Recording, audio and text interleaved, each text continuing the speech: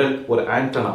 ஒன்று சொல்கிறேன், இந்த ரகசியம் அப்படிங்கிற அந்த வார்த்தைக்கு பின்புலமாக இருக்கிற ஒரு சைக்காலஜியை நான் சொல்கிறேன். எப்பவுமே உங்களுக்கு ஒரு சர்ப்ரைஸ் அப்படின்னு சொல்லுவாங்க, வாட் இஸ் தட், அது என்ன சர்ப்ரைஸ் அப்படின்னு ஒரு ஆவல் இருக்கும். அந்த அந்த சர்ப்ரைஸை ஓப்பன் பண்ணி காமிச்ச உடனே மும்பிட்டுத்தானாக்கும்.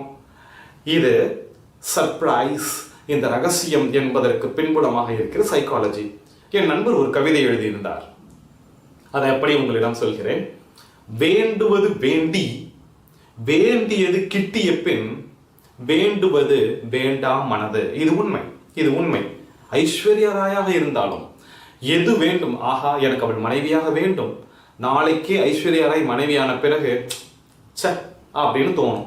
ஸோ இந்த மனநிலை ஒரு ரகசியத்தை சொல்லும் பொழுது, போன பதிவில் நான் சொல்லி இருந்தேன், ஆஹா அது என்ன ரகசியம் என்று தோன்றி இருக்கும். இப்பொழுது நான் சொன்ன நினைச்சு இம்புடுத்தானாக்கும். இது ஒரு ஹியூமன் சைக்காலஜி.